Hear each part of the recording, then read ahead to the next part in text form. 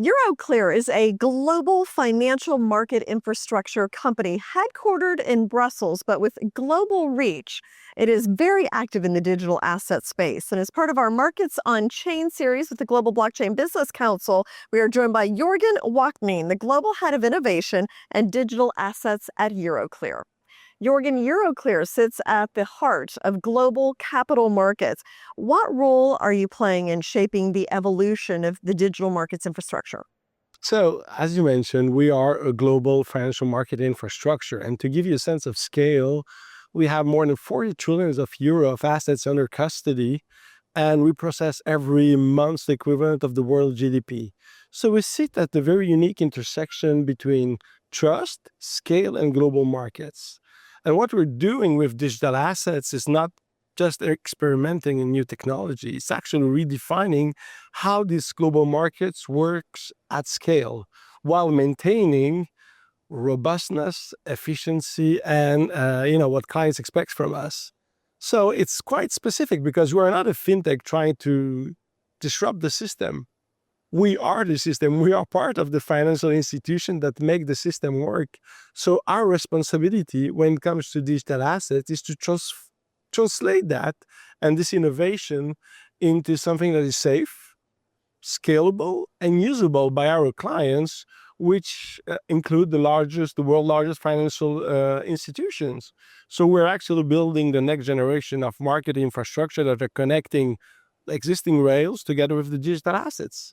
You launched your digital financial market infrastructure platform in 2023. What are some of the key milestones that you have seen over that time? So this platform called DFMI has been one of the landmark projects of Euroclear that actually started 4 or 5 years ago when I joined Euroclear and founded the digital asset practice.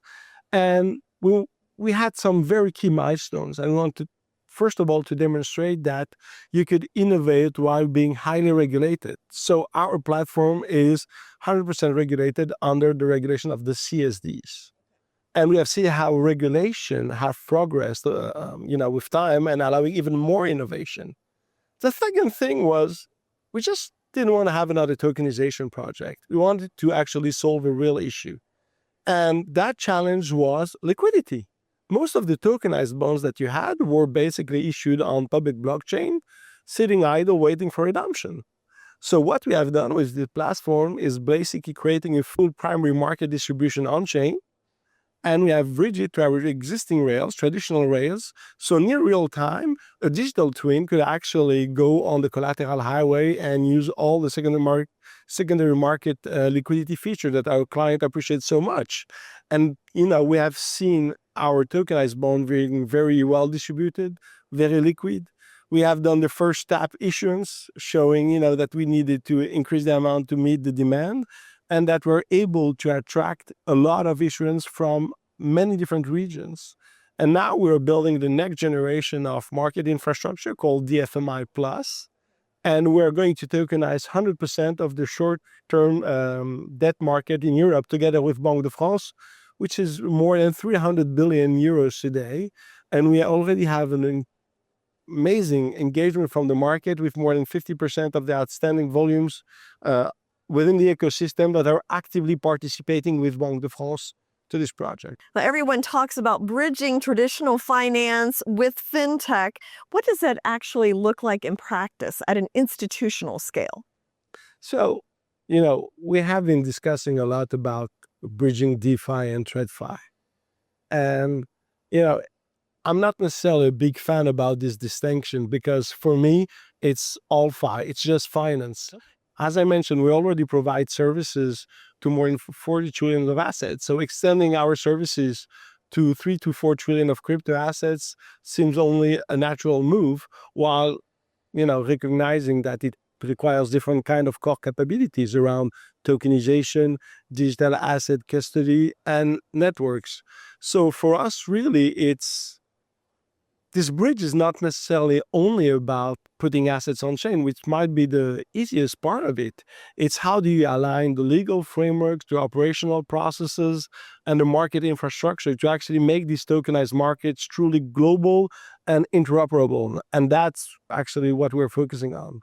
Well, and you have partnered or collaborated, I guess, with DTCC, Clearstream on initiatives like the digital asset securities control principles and interoperability Yeah. as well. How is that working out, and are you able to scale that at this point? So quite interestingly, when it comes to the greater good of the market, collaboration beats competition. Having these three major institutions supported by the Boston Consulting Group as well, to actually work on the digital asset securities control principle was quite important. Because, first of all, just reset the scene.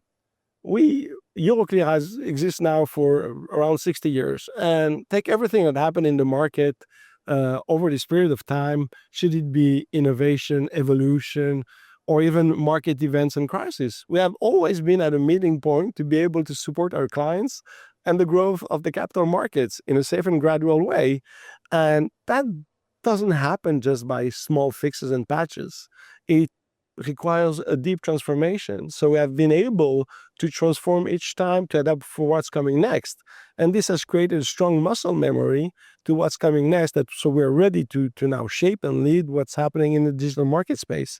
And coming together with Clearstream, DTCC, and supported by BCG to create 6 simple control principles that would guide the conversation around how to accelerate the adoption of digital asset securities. And the feedback have been overwhelmingly positive, and from regulators, financial institutions, but as well crypto native companies telling us, well, you just given us the roadmap to the real world assets that they want to tokenize so much. Interesting. And it's great to hear that it's working out, that there's really big hiccups with the ship. Well, we just released a new paper that is focusing on interoperability. So the paper is live. We'll have several events discussing about that with our clients directly. Where can people find that paper? Directly online on the website of Euroclear, DTCC, and Clearstream. Okay, I'll take a look at that. Now, you've also, in addition to some of these private companies, worked with some institutions as well. In fact, GBBC is a risk mitigation framework. So how is that helping with legal certainty, strengthening risk management, also, and ultimately being able to adopt at scale? Well, in our industry, clarity is very important. Who owns what? Who controls what? Where does the risk sit? And I think I'm very excited about the risk mitigation framework because, first of all, GBBC has been able to bring together multiple perspectives, both from technical vendors, from layer one crypto native companies, financial institutions. And I think that the risk mitigation frameworks might be the last mile before adoption. In our industry, whenever a market event happens or a crisis, you have a very talented team that comes together. They have processes, they know the system deeply, and they know how to fix it. We have to recognize that with blockchain, you have new types of risk that didn't exist before that exist today. So we need to translate that into operational processes internally. And that's a lot of change management. So the phase 1 was basically understanding the risks. And the phase 2 that was just released a week ago is about managing the risks. So how would you describe where we are in terms of tokenization? Sounds like it's moving along pretty quickly. And then how does this affect the average consumer of a financial institution? Well, I think the narratives have changed a lot since 3-4 years. It started with disruption, then it has been about conversions, and today is about partnerships.